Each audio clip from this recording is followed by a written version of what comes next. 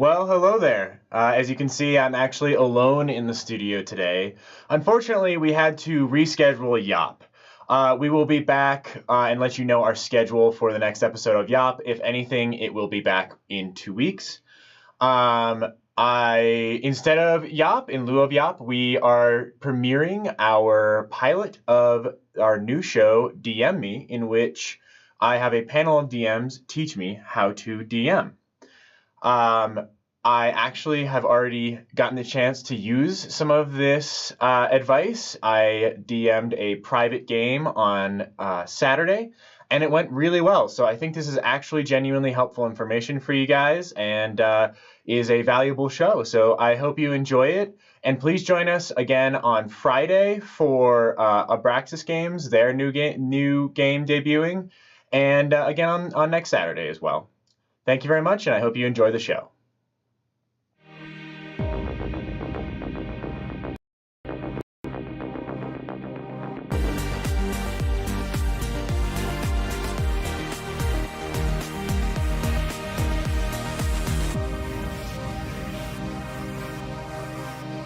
Hello, and welcome to DM Me, the show where I trap 3 DMs in a room and ask them random, painfully simple questions.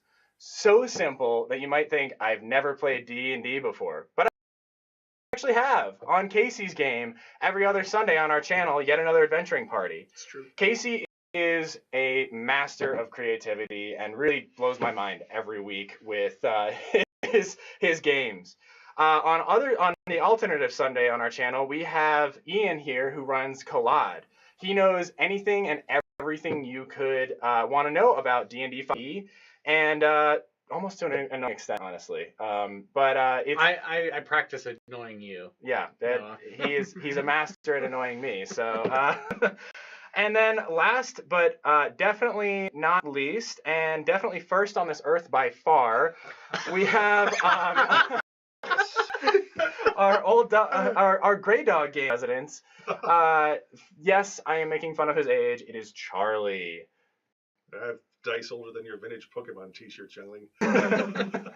All right, let's let folks know who each of you are. This is going to be shorter than the speed dating version of your life. I just want to know how long you've been playing, how long you've been DMing or GMing, and what systems you've used. So let's start with Charlie down there. It'd have to be at least since junior high, so about 13, 14. And it was Dungeons & Dragons was my first introduction to it, followed by Twilight 2000, a post-apocalyptic game. And then Champions was the first point creation system, and I kind of glommed onto that. And then I came into sort of my own during that renaissance of games where the second wave of role-playing games kind of hit. So a lot of point creation systems. So GURPS, Rollmaster, a lot. I've played a lot. Awesome. So who was the Tsar of Russia when you started? There Nikolai II. Yeah. No, that's fantastic. I really appreciate you bringing all your expertise to the show, and expertise is a very loose word here. It will absolutely be helpful for all of us. Let's go with Casey next. Let's see. I think last time I counted was 17 years I've been DMing, or at least involved with D&D. I haven't DM'd as long as I've been a player. Started off with Dungeons & Dragons role-playing online with games like Neverwinter Nights. From there I played 3.5. Started running 4th edition in high school with a club. Then went to Pathfinder, back to 3.5, 5th edition. Since then I've played a whole bunch of other D&D games as well. Non-D&D, like Burning Wheel, Star Trek Adventures. I've played Savage Worlds. I've played World of Darkness, Geist, and Vampire. And Chronicles of Darkness when they updated it as well. I'm sure there's a few games that I'm forgetting. Burning Wheel for one, but yeah. Awesome. That's nearly as an impressive list as Charlie. And then we have Ian. I'm the TTRPG baby here. I've been DMing for 5-6 years, so not nearly as long as these guys, but for a little while. And while I've only ever DM'd one system, I've at least played in a few other systems, even for Charlie. And of course, you guys know me because I've DM'd at least once for the two of you. But yeah, Yeah, I think it's really helped you like get to know 5e super well, and there is merit to that, right? Well, it's the system that I started with, so it's just the system that I know the most. Yeah. And when you get so overwhelmed in one system, it's hard to break out to other ones. But I know that's something that's in the near future for me. Do you have any systems that you're really hoping to pick up? I actually do want to do Savage Worlds because Charlie basically taught me that system in a game that we were playing. The three of us played together for that system also. But I don't know. There's a few other systems that I really want to try, but you'll probably know pretty soon. Yeah, awesome. Now, before we get started, a few things. Yes, the questions I'm going to ask are going to be very simple, especially for this first episode. This is absolute basics. This is completely intentional, so please be nice to me in the comments. Don't be nice to him. Get in the comments. It's the only way he'll learn. Now, I will give merit to whoever makes the best Noah joke. Let's get ahead. This is a D8. Oh no. It has 8 sides to it. Am I supposed to Are you be able sure? to count that high? Yeah. So, well, I have in my notes here to let them know that if you guys are wrong, please be as brutal as possible in the comments. They deserve it. Yeah. I do kid though. Please be nice in comments in general. We would love to hear your opinions on these topics, and if you do think we're wrong about something, we would happily love to hear it. In addition, we will have a rotating seat on this panel. Unfortunately, Ian will not be able to make it every single week. So if you have somebody you would like to join us, please let us know as well. Last but not least, as we progress with this show, we will be asking a bunch of new questions and having a bunch of new topics. So if there is a topic or a question you'd really like to hear, I want to know, because there's stuff that I don't even know I don't know. So it'll be great to get some of those questions. All right, let's get into it. So the basics of this show is that I want to be a DM or GM. Why? Well, I'm not here to answer questions. He has a proclivity for pain. He wants to be tortured. Either that or he's reached the point he can go with the player and he wants to go ahead and do something a little bit more and free his creativity and actually try to create a world of his own or a game of his own. Oh, no, it's all a power grab. Oh, cool. At least you're honest with that. I want to control everything. There is that, too. I've lived my entire life trying to be God, and now all of a sudden there's a way to do it. So, yeah. I guess so. Well, that'll be a yeah. So, at the basis, this question is, what does it mean to be a DM or GM? Let's start with Charlie. DM or GM, basically, you're still the guy that they're gonna look to for leadership at the table. Everything aside from running the game, you're the guy that's gonna set up when the game's gonna be, where it's going to be, who's gonna show up to it. Things basically that you won't think about, like, am I gonna run a dry table or can we have drinks? Are we gonna do a food break? Are we gonna go for 4 hours or is this an all Sunday thing? So all that falls on your shoulders. Aside from also planning the game, thinking of NPCs, deciding what system to use. Yeah. So yeah, it's best that you go ahead and do that. If you delegate it out, it could come back to you well. But usually if it all comes from the GM, that makes it simpler. Yeah. Any responses to that? Yeah, I can dive into it a little bit further if you'd like me to. I think that often there's like this mistake that the DM or the GM should be the storyteller. And I think that really when it comes down to it, the DM or the GM sets the guidelines of what this world's supposed to be, maybe some of those broad strokes.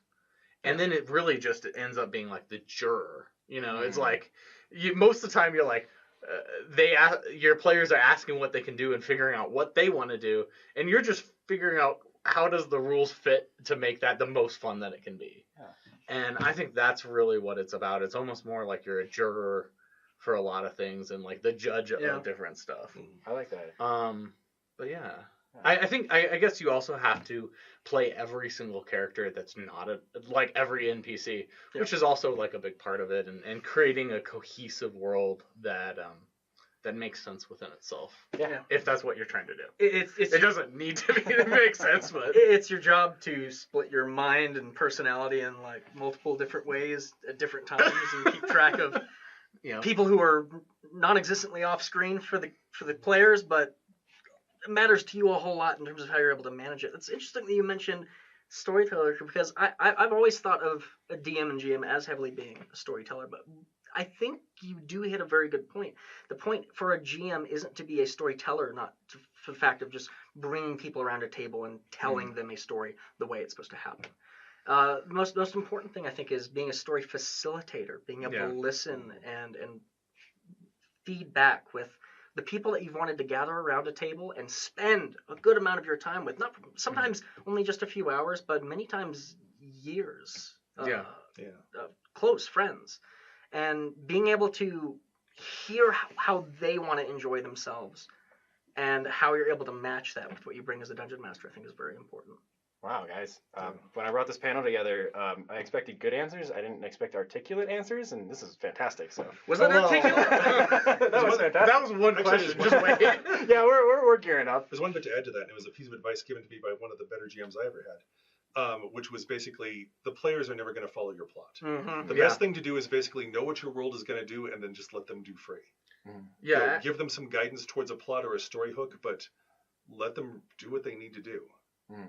What I do is I figure out like what are the major plot points, and then I kind of let them figure out the little in betweens as we're playing.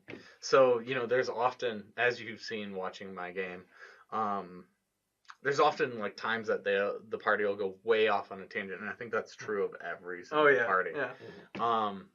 But if you can hook that back in and make it make sense to those major arcs, they'll feel like it was planned the whole time, even though you're just letting them kind of develop the story that they want to play. Yeah. If that makes sense. Absolutely.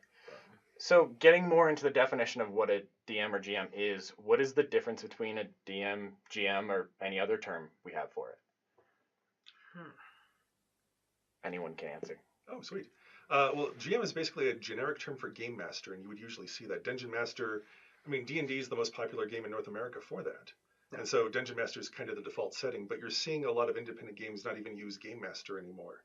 World of Darkness uses Storyteller for their judge. There's Operator also, and there's a few other terms. Even though in Savage Worlds in their generic book uses Game Master, when you get to their setting books, they go ahead and give different terms for the DM, such as Dean for the ETU setting or Marshal for any of the Deadland settings. Mm-hmm. And that kind of sets up what Ian brought up earlier, which is you're kind of the referee, but you're also kind of the storyteller. You're in this weird bit, and those titles help set that up.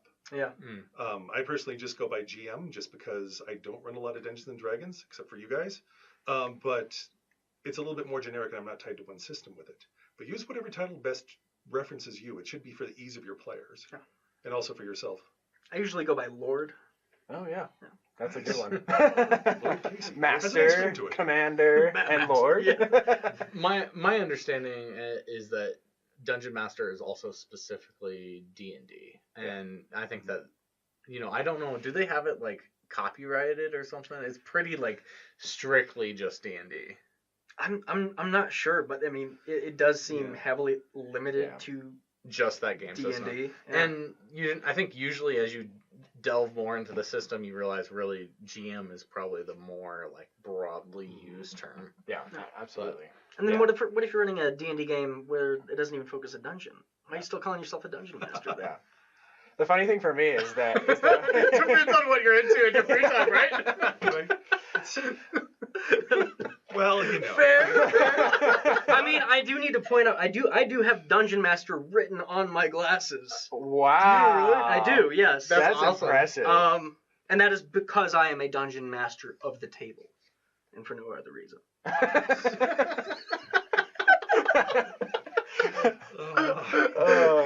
Well, it's really funny for me because I've mostly played D&D for my entire TTRPG career. I've played a couple of other things too, but for me, when I say DM, I don't even think of Dungeon Master. It's just DM now. Yeah. It's almost it's become one of those simplified things of like LOL or something like that. It's like a simplified acronym. Yeah. So speaking of all of these different formats, all these different systems, what do you guys think is the best system to start with for a new DM, GM person? Whatever system you're familiar with. Yeah. Yeah, think- that's probably the strongest. Mhm. You want to make sure that you're fluent in what you're running so that you can be able to keep a game cohesively going. If you're trying to run something that you've only just picked up and started reading, that can work sometimes. I've had some great games with friends where we're just learning a system, but it's a different type of gameplay. It's largely us learning it together and figuring out the differences between that and Dungeons and Dragons versus actually being able to sit in and be able to find the game. Sometimes it might take a session or two or three for us to actually be able to kind of find it. So sticking with something that you know that you can run, first that's going to help your confidence. And I think that's one of the biggest things. I think that's it right there. Is like if you can go into it confident and just roll with it, you're going to be a better GM. Yeah.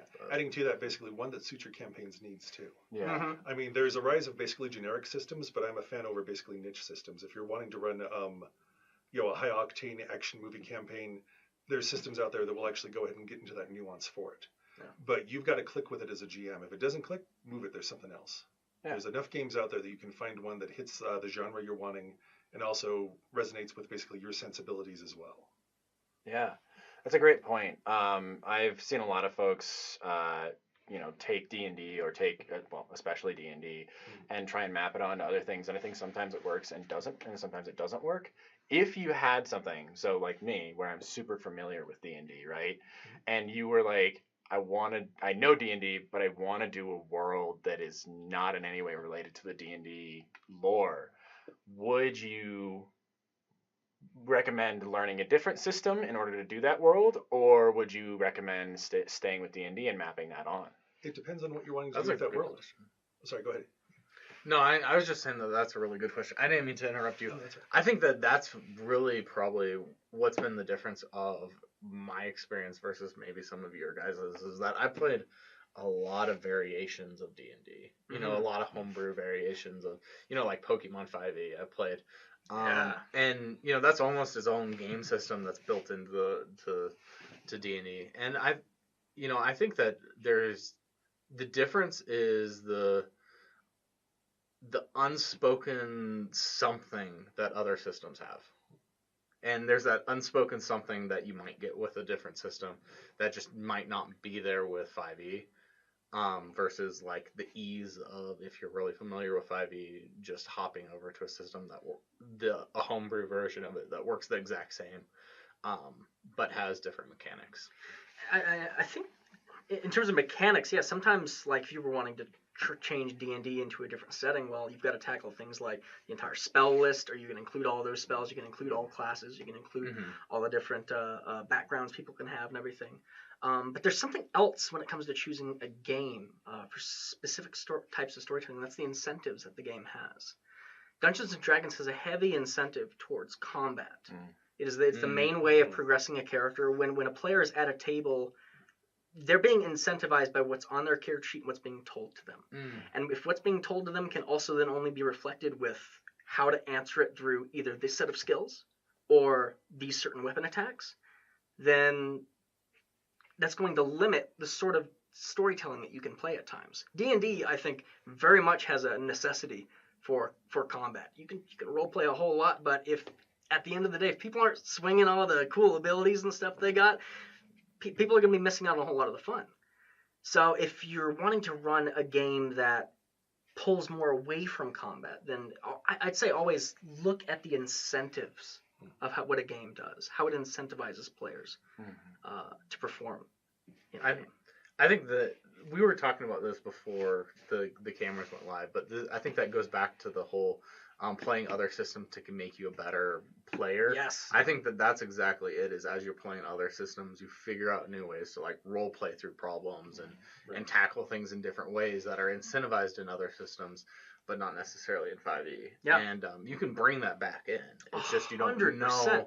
You don't get that just innately from 5e. Yeah.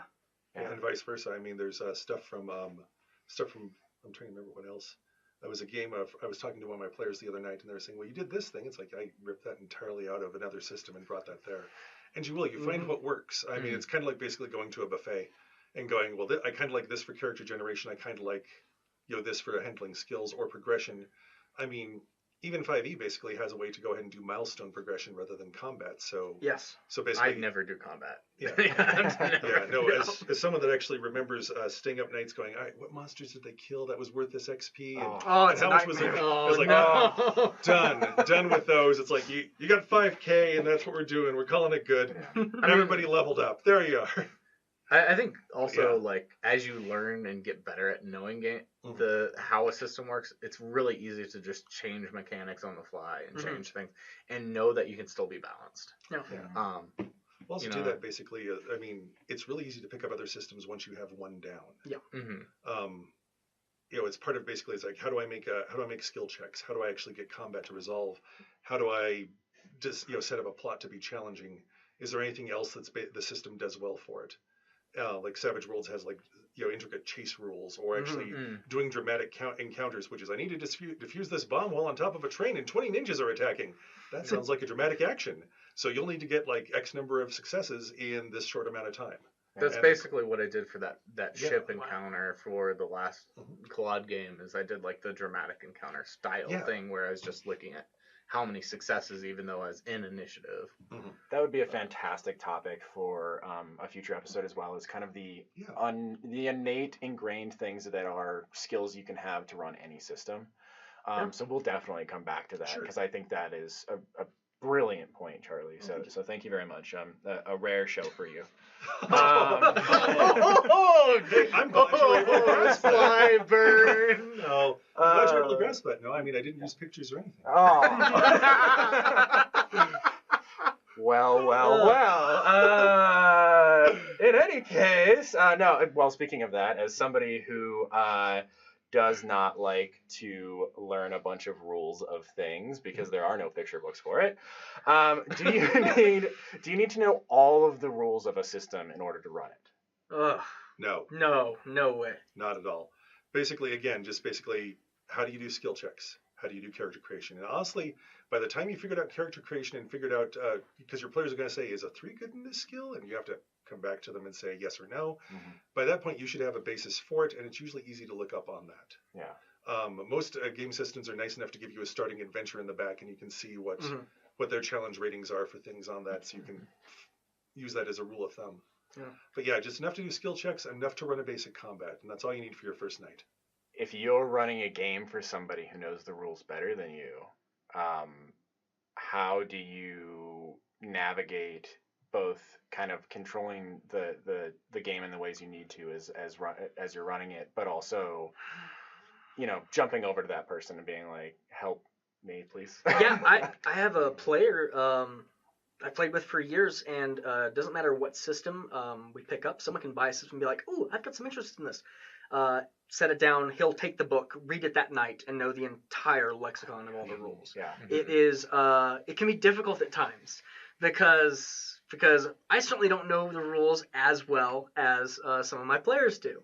I think what's important is it's, at least in my games, having another player on the other side that can help ground everything. And if there's a problem, a rule set that we need to look up or anything, me not having to do that as a dungeon master, taking out a book and slowing down the entire game like that, having just someone that's an expert or that can bring that up on a page and whatnot, helps the fluidity of the game entirely.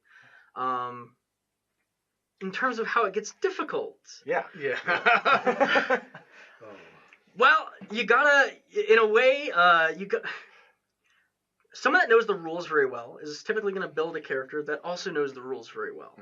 So what I do is usually study up on those specific rules that they're using so that I can just know them a little bit better. For instance, I had a player once, he was playing a very high-level paladin. They've got amazing saving throws and everything, and for a story reason, I'm like, I need him to fail these save DCs. And there's no mechanical, statistically, he's not going to fail them. So I thought, how can I do this? I'll trick his character into think he's doing skill checks and that he wants to succeed them. And instead what I did is while he was doing skill checks, I had his stats and I was actually rolling the saving throws. So for instance, he passes a saving throw and no effect happens for this like illusionary stuff that he's trying to get into. So I go, it doesn't look like it worked. And he's like, well, then I'll try again. And then I roll and get a failure, and the story then progresses. Sometimes I have to twist the rules on themselves, not only to try and push for a certain story position that I want to explore, but also to really keep it lively. Someone that knows the rules very well, the game doesn't have a whole lot of variation if it just stays in mechanics. Yeah. So I think branching out of the mechanics is the best way to surprise one of your smartest players. Go ahead. I really want to hear that story sometime. We should go into that. Yeah. But I think something that should be mentioned is when you have a player that knows the rules a lot better than you might, there is a little bit of like trust, or like how long have you played with this player, just because I think that there's the chance of like if the player knows and trusts you as a storyteller, I think they're gonna trust what you're trying to achieve, and they're gonna run with stuff. And when they're saying things about, oh, this is how that mechanic works, it's more just trying to help you along the way. However, if they don't trust you, then there's like that situation of like having a rules lawyer that just gets in the way, and it's no fun for anybody. Man, you nailed it. Yeah. That's basically it. Are they working with you or against you? Yeah. I mean, if they're pointing out when you fail a rule, that's not fun. But if they actually are giving it as a guide, or basically calling out saying, actually, shouldn't this have happened? It's like, because as a GM, you're going to forget the rules. Mm-hmm. You're going to overlook basically a modifier or a disadd that should come into play.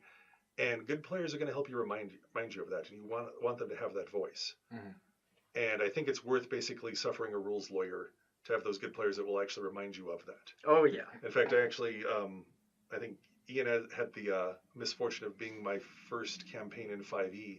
Actually, both of you did, and I don't do maps well. Mm-hmm. Actually, I don't do maps at all. Mostly, there's a system, Feng Shui, which is action movie role playing, and the author of that says the map's not your friend. And you think about action movies, you want to be able to be where the action is. You want to be able to move instantly. Yeah. You're not counting squares. So there's kind of a conflict with that core mindset in D&D where everything is tactically laid out, that you actually kind of do need the map. Yes. But if you don't do a map, then you've kind of fettered a rogue, as Ian pointed out. And it was like a good thing to point out. And then there was two conversations that happened with it where it's like, okay, how can I adjust how the game works to make that play? Grant, you can tell me if that was successful or not, or still frustrating. No, I think I think that playing with you was a lot of fun, because there was a lot of times that I think we just kind of threw the rules out the window, but it worked out really well, and it was more. And I think that it goes into like this idea and this concept of like, is what you're doing fun, and are the players buying into it? And that's really what matters more. If everyone's enjoying themselves and everyone's like, yeah, let's do it. And, you can still make it difficult. I'm not saying they should be able to do whatever they want, but, like, make it difficult. But if they're loving it, then, like, who cares if the rules are a little bent and not making sense? Yeah. I mean, the way I see it, if you want to just play a game that's mechanically sound, play a video game. Right. The whole utility of a role playing game is to be able to ignore the mechanics at times, to really focus and branch out into storytelling amongst people that becomes more than just what the rules on a page are. That's fantastic. In fact, a good anecdote that comes from Deadlands creator Shane Hensley. He was at a convention where as a player in a Deadlands game, and the GM basically made a different call than the book, and one of the other players at the table called it out and said, "But wait, doesn't it work this way?" And they looked over at Shane for judgment, basically saying, "Are you going to say yes or no?" And Shane smartly said, "It's his table." Yeah. So ultimately, when you're the GM, you're the guy that's in charge. Use a rule or not, foster the story or go by the letter. It's up to you on that. And I think Ian basically has come to it, but basically let the rules be malleable. All right. Well, you have fulfilled my desire for pushing forward on this, because I absolutely want to have the power to say, it's my table now. I mean, the biggest thing, anytime someone ever says, but isn't the rule like this? Typically what I'll do is look over at them and say, well, yes, it is, but not this time. I love it. So if I were to start doing this, and I am going to start doing this, should I start out with a pre-made campaign, or should I create my own? Ooh, that is a good question. I know there's Sorry, merits to both. Is it okay if I hop Yeah, in? go for it. Go do for it. it. Sorry if I'm hopping in too often. No, you're good. But You guys are doing great. I feel like there is a merit to starting with a pre-made campaign, and the reason why is because I think the pre-made campaigns give you a structure, and they teach you how to make your own homebrew campaigns. And it's not that you have to follow that, because I've read a lot of pre-made campaigns, and there's a lot of variation in pre-made campaigns and how they design pre-made campaigns. Yeah. But if you read a bunch of them, and if you read through them, and if you play through a few, then it gives you a foundation of how to plan for your own sessions. And I think that that can be really helpful.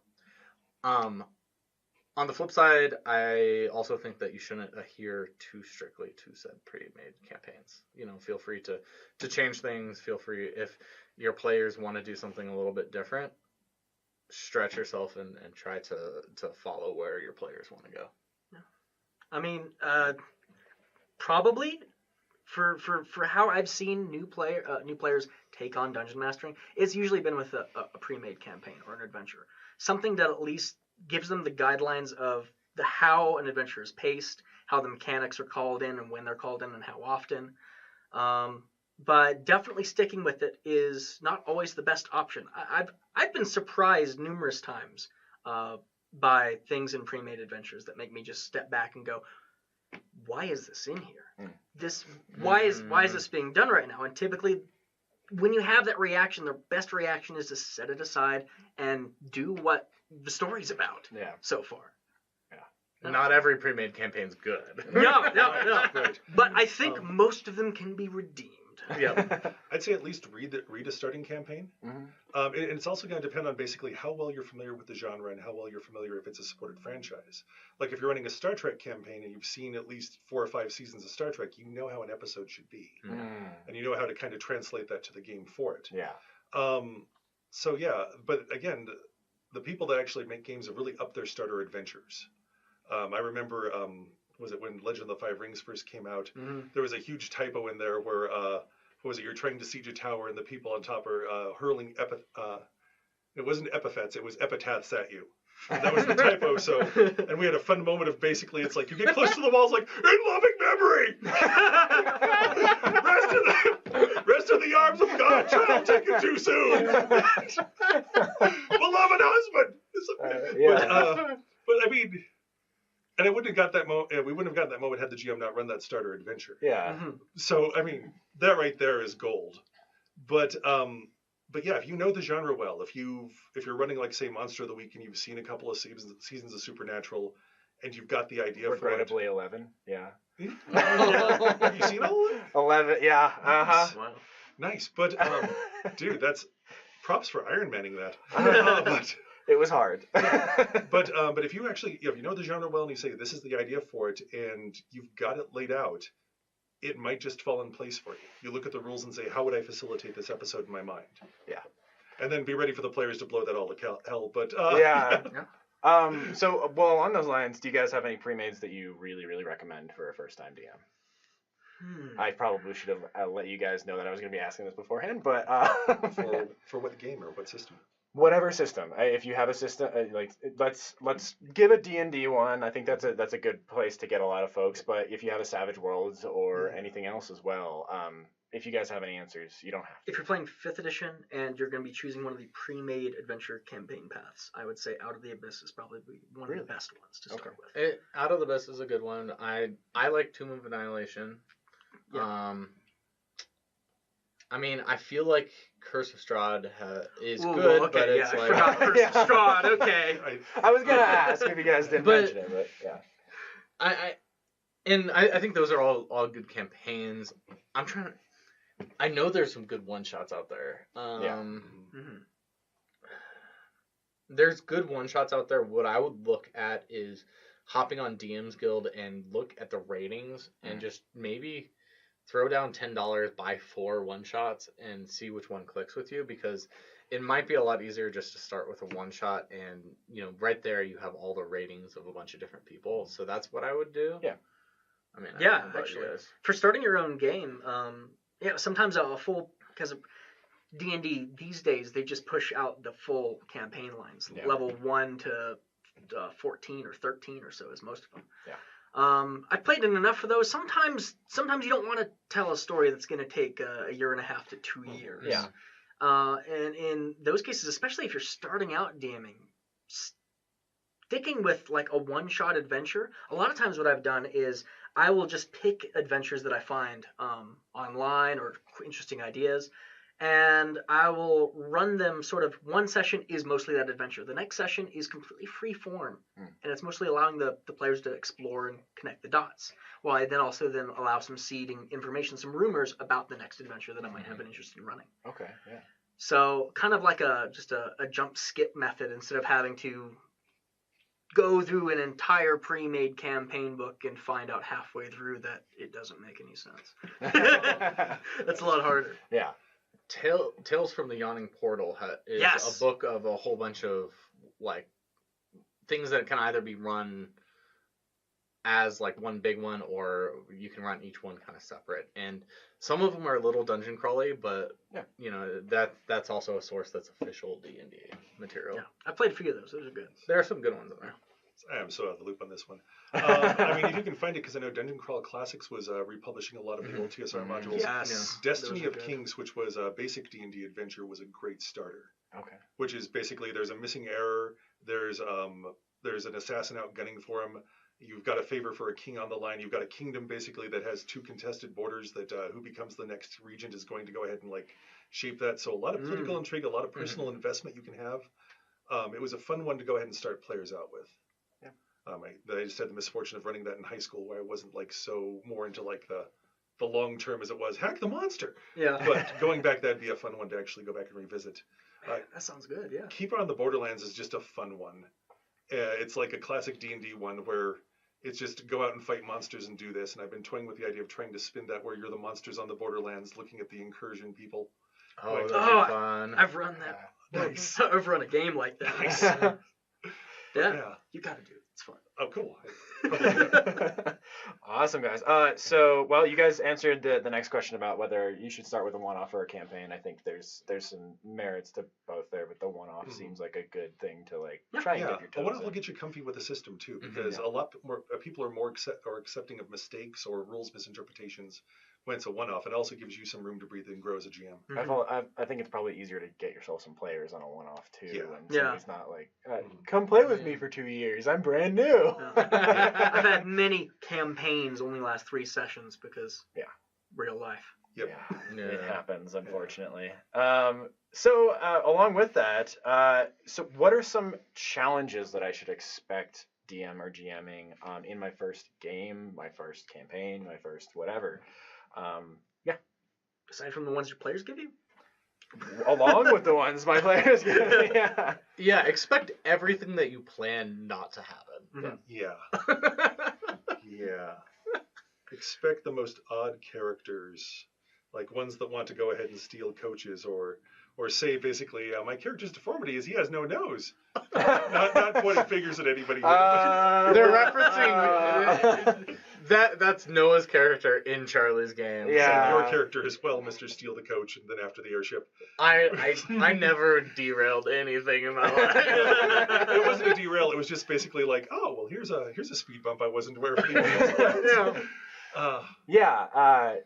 So if I'm sitting down game 1 as a DM, what are things that I need to have prepared to be able to kind of overcome those twists and turns that could come? You know, it might be that I just need to work with it for a session and then figure it out in between sessions, but like, what are those tool sets that I need to have? I'd say try to have a broad understanding of your setting for one. Yeah. That's the thing. Whatever you put in front of your players, typically players want to know a whole lot more. So if you have someone that is a noble from some land, they're going to want to know what that land's about. And a lot of times you're not planning to tell them session 1 what the entire foreign population and its government and everything, whatever questions people ask. people always go and bother the strange like goblin NPC that you just set up to be able to do one transaction instead of the actual person that you have all the story info from. So a lot of times for that case, I'll take that same information of the world and just split it up enough amongst people so that no matter where the interest is for players of who they want to engage in a discussion with, that there's some degree of plot progression that I can give. Yeah. I do that exact same thing. Like I put bullet points of what's the information I have to get across to them, and then I kind of leave it a little bit vague on who ends up giving that. Yeah, because you never know what like it's the shop owner for the fruit stand that you made up on the spot. I would show up with a list of names. Just because they're gonna ask who somebody is, and they're gonna know, and you're gonna want to know the backstory for this character that you're making up on the fly. It's just gonna happen. So having some names and some backstories on hand is helpful. A separate list of names from the hit list that I keep going, right? That I'm on. Yeah. I'm on. Well, you're not supposed to know that, but It was an educated guess. But no, I totally agree with what Casey said. The more you know about your world, the more you're able to improv it, and the more you know about like your key NPCs, the easier it is to role play those NPCs. Yes. Yeah, entirely with that. I mean, and being able to like just have like some sort of catalog of NPCs to draw from for that. Yeah. I mean, watching a lot of old TV helps because they've got such great stock characters. Yeah. Like Charlie's really good at that. Yeah. That's because I like spent one summer with nothing to do and just watched Me TV from dawn till dusk, and it's like, okay, here we are, and just Alfred Hitchcock Presents is a great one to like just find these ones for it. Yeah. And so you've got somebody in your mind to conjure up when you have that. Yeah. Another thing actually, or just off of that, is patience. I rarely get, I teased you guys about that, but honestly, I loved your characters in that game, and as soon as we can get back to it, I look forward to running them again. But because it was just fun, and you may think, well, you need to get these five plot points tonight done. It's like, no, settle for 2, or even 1, but always your players are going to have to come first. So give them room to actually breathe and do what they need to do to live in this world first. And that would be the first thing for it. And then go, okay, cool. And then they'll actually, more often than not, they'll present you with ways to interject this plot point. Maybe you were thinking it should be the shopkeeper, but they go off to the sausage stand for some reason and want to drink beer and eat sausage.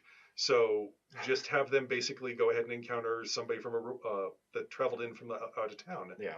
And then we'll go ahead and give them that info rather than the shopkeeper. Yeah, awesome. I just realized that all of you guys have DM'd for me. Casey has DM'd for me on camera, so I've had to behave myself. The other two, really? I think I intentionally didn't behave myself for Casey. Oh yeah. No, in the first game? Oh yeah, no, you were you were a hooligan. Yeah, I was trying to figure out how people would react to different stuff. So. Yeah. No, you were fourth edition. The DM's guide listed as an instigator player, doing things just because they want to see what happens. I've been there.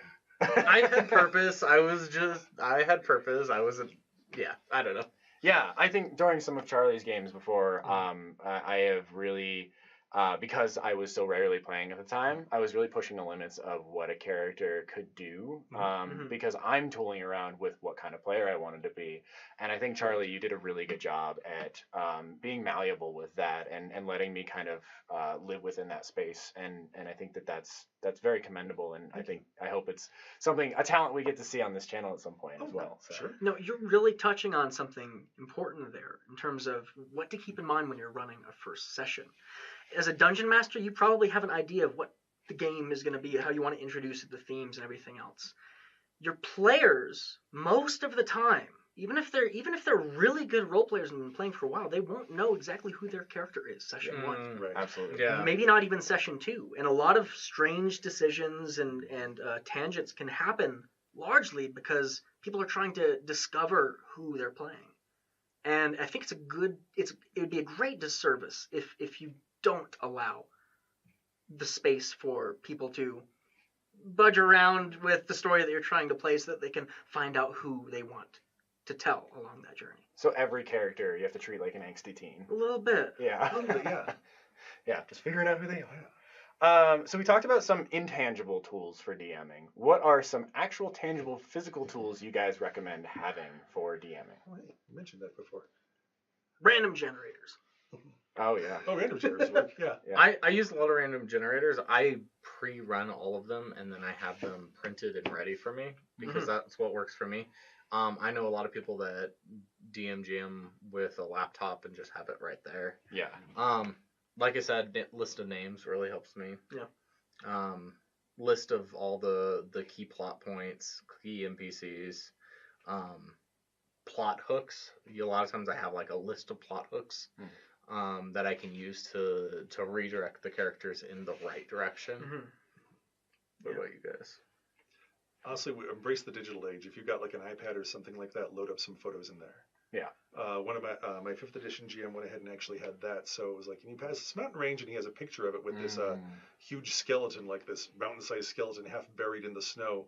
And I was like, "What is that?" It's like, that's a good question. Are you going to stop and find out? Are you going to go on, or what? It's like, you see what you see. Yeah. And it was a good way to build curiosity, and it was just a quick one, and then you can go on to the next one for it. Yeah. Part of the reason the GUICube games work is they give you all these handouts for it. So it's like I don't have to describe what this person looks like. I can show you the picture of it, and then just describe their mannerisms, how they like might have a hunch, or they smell like sage and hickory, or how they basically talk with a lisp. Or actually, when we do dialogue for them, they'll talk with a lisp. Yeah. So yeah. So those are the photo references are great for that. We were talking earlier about this, about actually using, if you've ever been to a wedding party and they do the photo things, having those props like the extra eyeglasses or the beard or that, it's a quick way to go ahead and have something handy that you can grab to distinguish, shopkeeper A from shopkeeper B or whatnot. Yeah. Jordan Kellerman on the Wildcards channel used that with great efficacy. There we are. I'll learn how to talk. Sorry. Go for it. I'm done.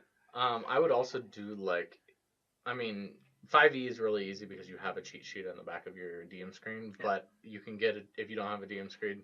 Get a little rules cheat sheet for all the things that people typically forget. Even when I play in some other systems, I'll have a cheat sheet for that system just so I know the rules and can have it there with me, so I don't have to flip through a book. And then for 5e specifically, having a fast way to track initiative really helps me. Yes. Just because that can be a burden. Yeah. I said I was going to be painfully simple on some of these questions, so I'm going to do just a rapid fire here of possible things I might need.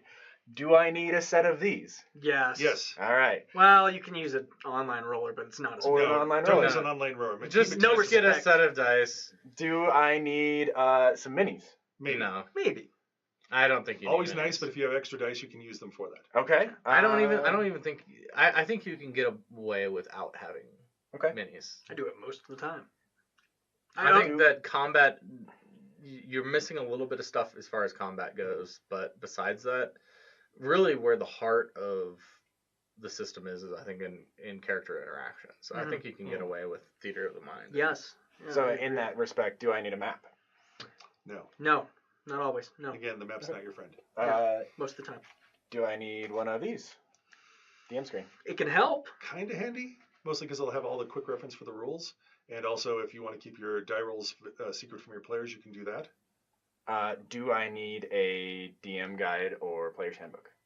You need a player's handbook. Yeah. You don't need the DM guide. But if you want to be a good DM, you should at least read it. Yeah. Okay.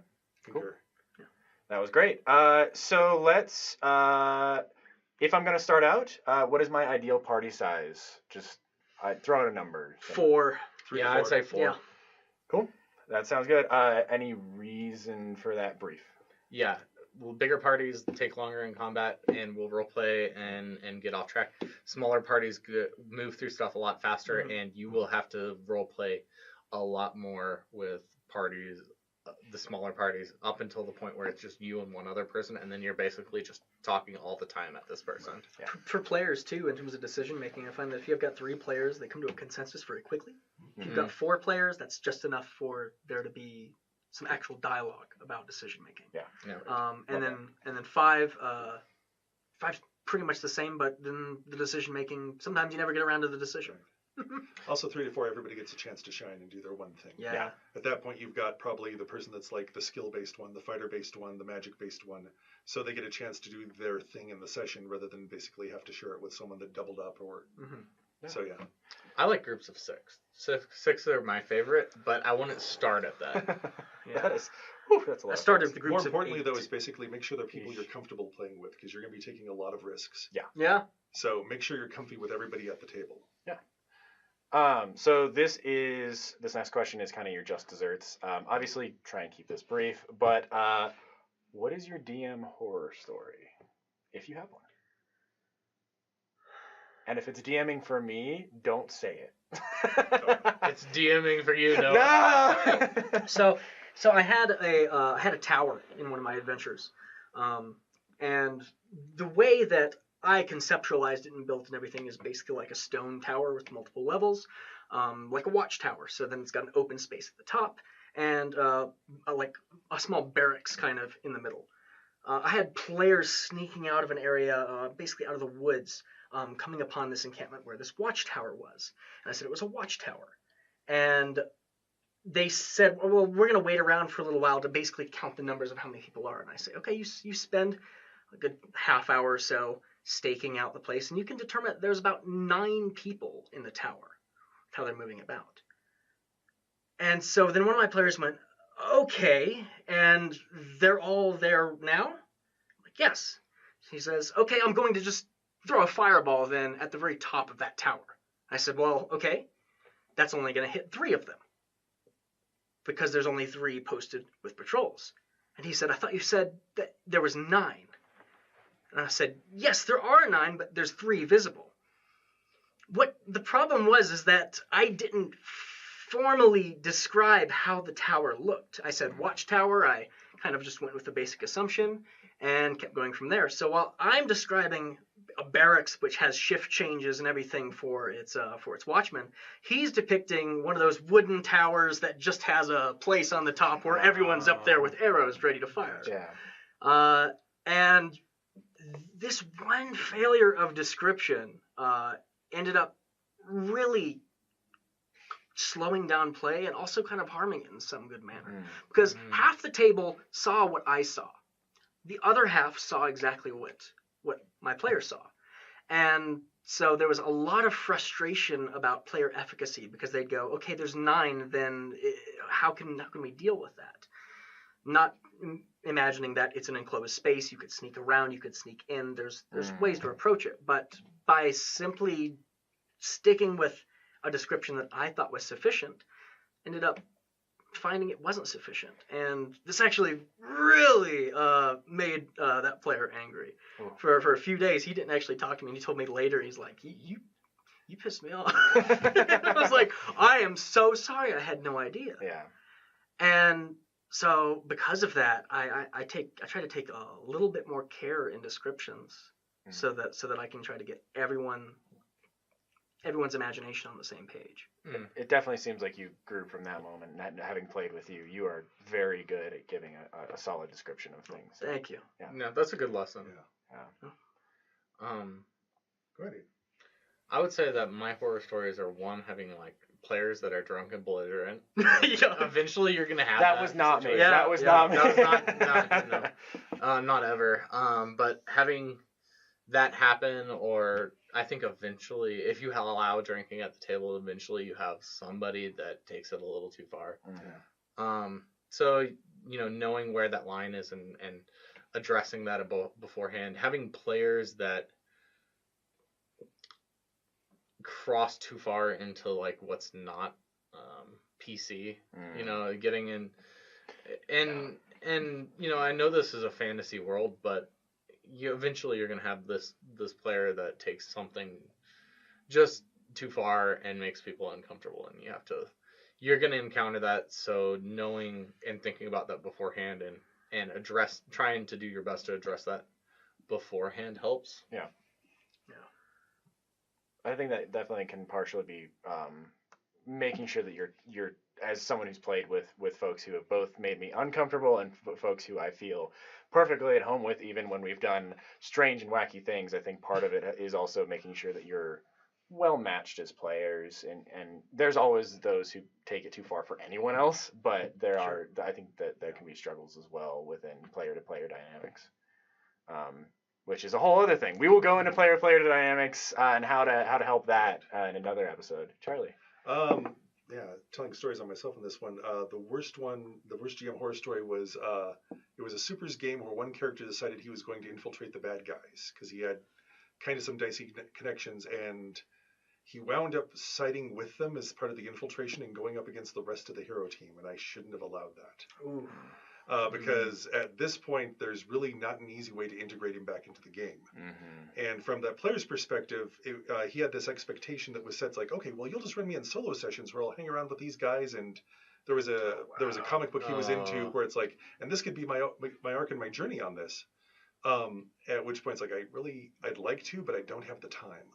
Yeah. And that's the whole thing. It would have been great to basically have him do these small missions and then have the rest of the group do this, trying to figure out what to do. But as it was, in character, they now saw this character as a traitor and weren't really going to talk to him or let him explain himself in any way.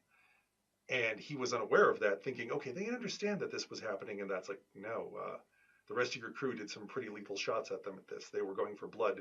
Even though you might have been pulling your punches, the rest of your party wasn't. Mm-hmm. Yeah. So there was really no way to put him back in there. And I should have actually thought that one out a little bit before I let him do that. Yeah. So, but it was one of those things of my, my story eyes getting bigger than my actual play stomach. So there was no way I could actually make that come back together, unfortunately. Yeah, I really appreciate you guys telling me about that and telling us about that, because I think it helps people to understand that everyone comes up against challenges, no matter how skilled you are. But I don't want to end on that note. I want to end on a positive note here. So I'm excited about GMing. What should I look forward to the most about it? Dude, your players are going to go ahead and give you these awesome moments that you would not plan for, you would not basically thought of. I mean, you yourself did that with when we were running the ETU campaign. The coach approached you about playing football, and you said, "Oh no, I was told if I take one more head injury, I'll be a vegetable." And there was all these Gomer Pyle lines you were rolling out that were just said with such sincerity, but they were so way out of left field. There was I wish I recorded that session. I would have those. Those are the moments. So yeah, there's something magical about the group dynamic for sure, and I think that at least for me, what's special about it is when you have a party that is so invested that you can leave them on the edge for something and they're frustrated that you have to stop, or when you get them so excited that they cheer at something that happens. I don't know, it's really magical when you get that buy-in from your players. Yeah. And that it feels really good. Yeah. I'd say in the long term, the best thing is that you're going to be making memories, such enriching memories with real people about things that never really happened. But because you were able to come around a table and share that experience, I still have people come to me years later after I run some campaigns. They're like, "Oh man, do you remember when we did this in this adventure?" And as a dungeon master, I'm thinking back. I'm like, "Gosh, no, I can't even separate that session from the rest." Oh man. But hearing those moments, the things that stuck with your players, that stuck with your friends, that build you all towards what you become as a party, as storytellers, as a group of people that want to spend 4 to 6 hours with each other every other week. Yeah. That's the best thing. Indeed. Yeah, absolutely. That's a great point, Casey. And I can tell you already from the Yet Another Adventuring Party game, I already have memories like that. And I mean, the other day, sitting around the table with some family, I just had to tell them about the stuff that had happened already. Oh my goodness! And they were like, all right, that was. But I had to go watch it, go experience it, because this was such a great experience. And I invite all of you guys to go and experience that and experience Collide as well. It's been a fantastic journey so far. I adored the last session, Ian. I thought it was really, really fun, and some of your descriptions were so cool. And Charlie, I can't wait to play with you again, and I'm sure we will soon. And I can't wait to DM sometime soon. So maybe you'll see that on this channel if I get my nerves up to do it, and if I feel like I've learned enough. Do it. But in any case, please, please, please like and subscribe and check out all the other content on our channel. We have so much good stuff upcoming, so much stuff that is already in our backlog, and you can like and enjoy all of that with us in this collaborative storytelling adventure. Thanks, guys. Thanks. Bye. Thank you.